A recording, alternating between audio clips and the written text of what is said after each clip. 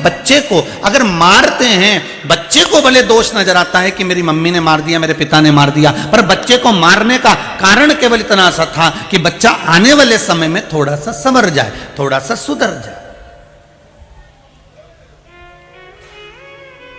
सुनार अगर लोहे को पीट रहा है तो उस सोने को, सुनार अगर सोने को पीट रहा है तो कुछ आभूषण बनाने के लिए पीट रहा होगा। माता पिता और गुरु अपने शिष्य को अगर पीटता है तो कुछ बनाने के लिए ही पीटता होगा कि इसको मुझे सुंदर बनाना है, मुझको इसको आभूषण बनाना है, मुझको इसको श्रेष्ठतम बनाना है। वो पीट इसलिए रहा है।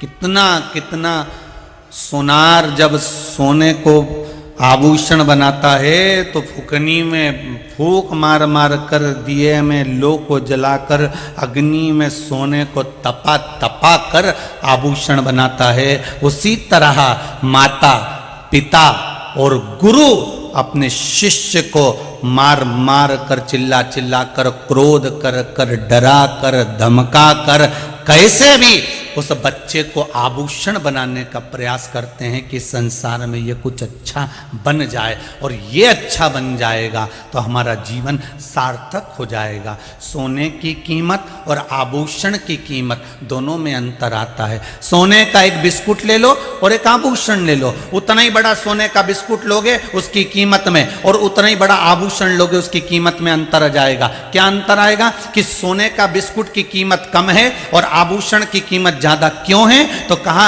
आभूषण की कीमत इसलिए है क्योंकि जिसने बनाया उसकी बनवाई उसमें जोड़ी गई है, जिसने मेहनत करी उसकी कारीगरी उसमें जोड़ी गई है। सोना वही था पर उसकी कारीगरी जिसने करी थी उसकी कीमत उसमें लगा दी गई है, उस आभूषण की कीमत बढ़ गई है महाराज। एक माता पिता अपने बच्चे को अगर आभूषण बनाने का प्रयास करते हैं, एक माता पिता अपने बच्चे को संवारने का प्रयास करते हैं, तो उनको मालूम है कि इसकी कीमत कैसे बढ़ेगी। सोना तो सबके पास में है, औलाद तो सबके पास में है, बेटा और बेटी सबके पास में है, पर इनकी कीमत माता पिता ही बना सकते हैं, इनकी कीमत एक गुरु ही बना सकता है। और वो बनाना आपको पड़ेगा कि हम हमारे औलाद को कितना कीमती जेवर बना सकते हैं, कितना आभूषण श्रेष्ठ बना सकते हैं,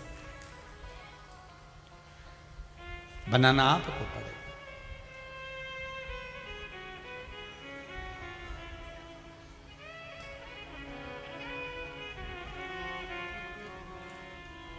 और जब तक आप उसको कीमत वाला नहीं बनाओगे तो जीवन की कोई सार्थकता नहीं। फिर निवेदन करूंगा, पढ़ाई आप कराओ, डॉक्टर आप बनाओ, इंजीनियर आप बनाओ, सब आप बनाओ, पर साथ में उसको संस्कारित बनाते हुए चलना, तो आपका भी जीवन संवर जाएगा और आभूषण भी श्रेष्ठ हो जाएगा। संस्कारित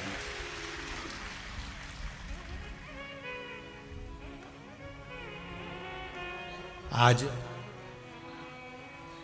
भारत की भूमि पर सबसे बड़ी विडंबना एक चीज की है,